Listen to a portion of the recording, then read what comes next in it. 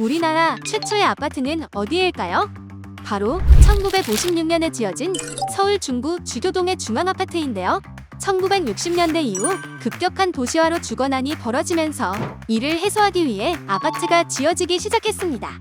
1970년대엔 전체 주택 중 차지하는 비율이 0.77%에 불과했던 아파트는 50년 뒤 그 비율이 무려 64.6%로 확대되는데요. 우리나라 주거 문화의 반세기 변천사에도 안정적인 주거와 내 집 마련은 여전히 중요한 목표이죠. 원하는 곳에 원하는 주택을 충분히 공급하기 위해 지난 8월 8일 국민 주거 안정을 위한 주택 공급 확대 방안이 발표됐습니다.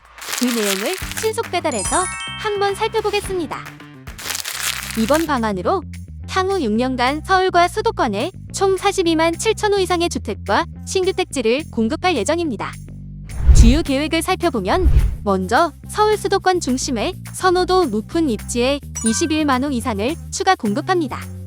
특히 서울과 인근 그린벨트 해제 등을 통해 8만 호 규모의 신규택지를 공급한다는 사실. 단, 신규택지 발표 시까지 서울 그린벨트 전역 등을 토지거래허가구역으로 한시 지정해 투기 수요를 철저히 관리하겠다고 밝혔고요. 다음으로 3기 신도시 등 수도권 공공택지는 토지 이용 효율화를 통해 2만 호 이상을 추가 공급할 예정입니다.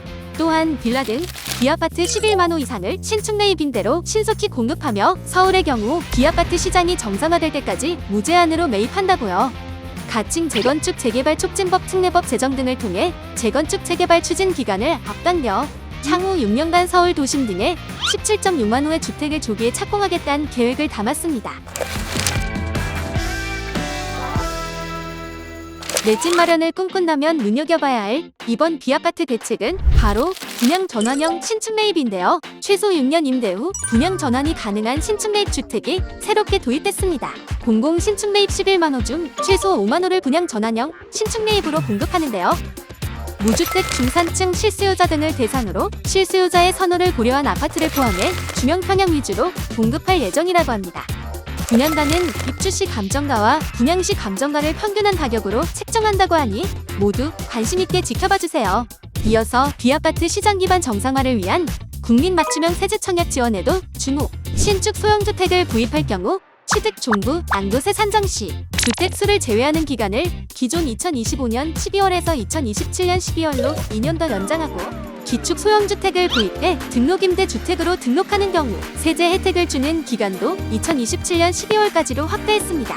또한 생애 최초 소형주택을 구입할 경우 취득세 감면 한도를 기존 200만 원에서 300만 원으로 확대하고 빌라 등 B아파트 구입자가 청약에서 불이익이 없도록 청약 시 무주택으로 인정하는 B아파트 범위도 대폭 확대했습니다. 임차인이 더욱 안전하게 전세 계약을 체결할 수 있도록 임대인 동의 없이도 안심전세 앱에서 임대인 보증사고 이력 등을 확인할 수 있도록 법적 근거를 마련하고 또 임차인이 안심임대인 주택에 대해 전세금 반환보증에 가입하면 보증 수수료를 10% 할인하는 혜택도 마련했습니다.